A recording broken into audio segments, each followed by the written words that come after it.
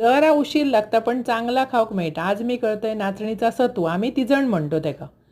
नाचणे रात्री भिजत घातले, सकाळी ते मिक्सराक लावून घेतले, त्याच्यात ओला खोवलेला नारळ घातले म्हणजे खोबरा, आणि व्यवस्थित त्याचो रस काढून घ्यायचो. 2-3दा पाणी घातलास तरी चलता.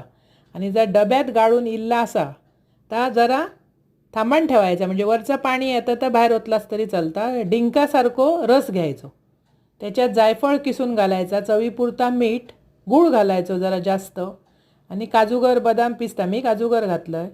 असे करून तो अर्धो तास ना शिटी काढून ठेवायची आणि अर्धो तास उकडून घ्यायचा. जसे आपण मोदक उकडतात तसे एकदम केक टाईप तुकडे येतात, भारी लागतं. लहान मुलांक जर आपण सत्व देतो ना तोच प्रकार ह्यो, पण एकदम इतको अप्रतिम लागतं. असो करा, खावा, आवडतलो तुमकां. आवडल्यास पटकन माझा चॅनल सबस्क्राईब करा.